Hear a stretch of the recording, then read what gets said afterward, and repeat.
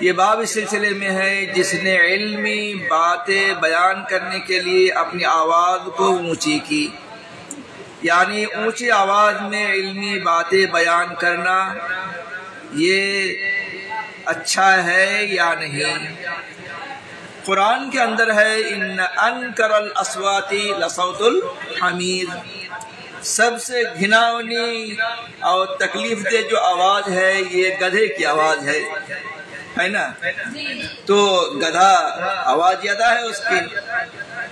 تو امام بخاری رحمۃ اللہ علیہ اب ایک سوال کا جواب دینا چاہتے ہیں کہ چلانا یہ اچھی بات نہیں ہے، علم ایک اہم چیز ہے، تو کیا چلا کر کے تیز آواز سے علمی باتیں بیان کرنا صحیح ہے یا نہیں؟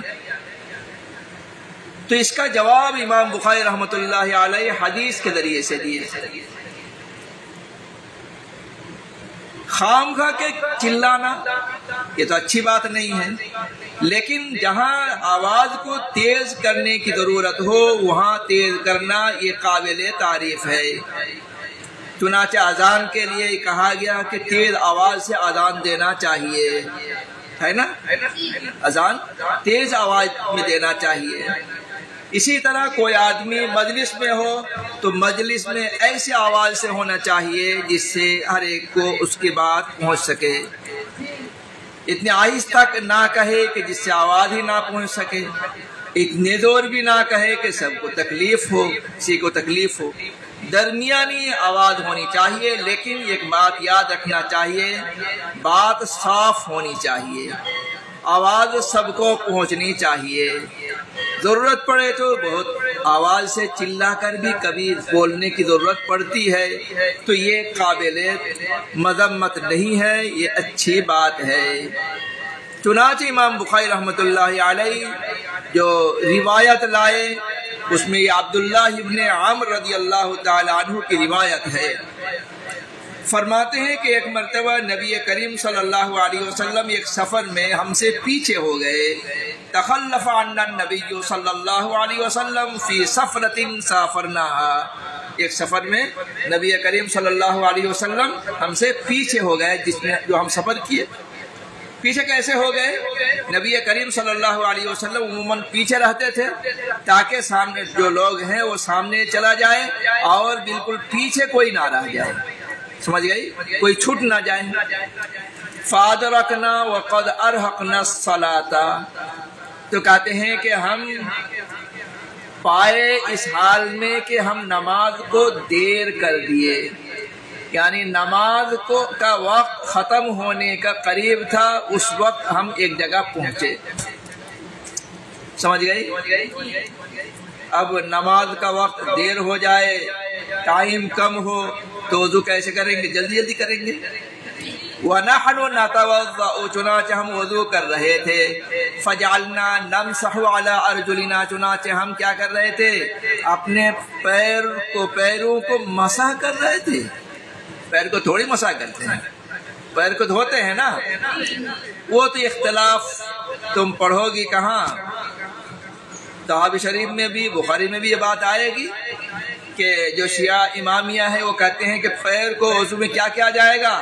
مسح کیا جائے گا، اور اہل سنت والجماعت سب اس پر متفق ہیں کہ نہیں، پیر کو کیا کیا جائے گا؟ دھویا جائے گا۔ لیکن کیا کہتے ہیں؟ نمسح علی ارجلنا، یعنی ہم اپنے پیروں کو مسح کر رہے تھے۔ اصل میں مسح کہا جاتا ہے غسل خفیف کو، ہلکے پانی سے دھونے کو، ہلکے پانی سے دھونے کو، کم پانی سے جلدی جلدی دھونا، تو ہلکے پانی سے دھونے کو بھی مسح کہا جاتا ہے۔ اصل میں اتنے لوگ ہیں سفر میں ہیں، اتنا پانی کہاں ملے گا، تھوڑا پانی لے کر کے پیر دھو رہے تھے۔ لیکن آدمی جب کم پانی سے پیر کو دھوئے گا، اس کے خدشہ ہو سکتا ہے، گمان ہو سکتا ہے کہ پیر کا جو ایڑی ہے وہ خشک رہ جائے، وہ کیا رہ جائے؟ ایڑی خشک رہ جائے، اور ایڑی اگر خشک رہ جائے تو وضو ہوگا یا نہیں؟ وضو نہیں ہوگا۔ وضو اگر نہ ہو تو اس وضو سے نماز ہوگی؟ نماز نہیں ہوگی۔ نماز اگر نہیں ہوگی تو یہ معاف ہوگا؟ کہ نماز تو معاف نہیں ہوگی، پھر ہے نا، ادا کرنا پڑے گا، ورنہ معاف نہیں، اس کے لیے جہنم میں جانا پڑے گا۔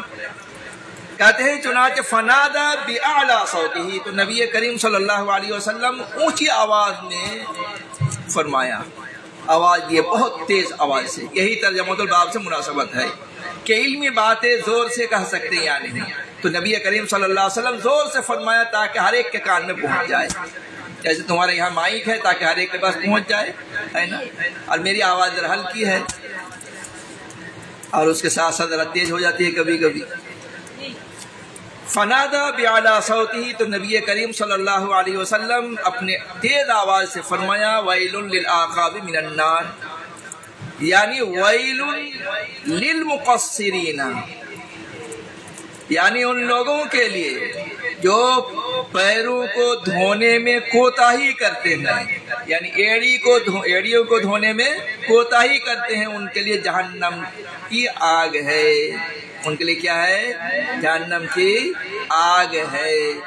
مطلب یہ ہے کہ پیر کو مکمل طور پر ٹھیک سے دھونا پڑے گا، خشک رکھنا یہ مشکل ہے، اس کی وجہ سے جہنم میں جانا پڑے گا، وضو صحیح نہیں ہوگا، نماز نہیں ہوگی۔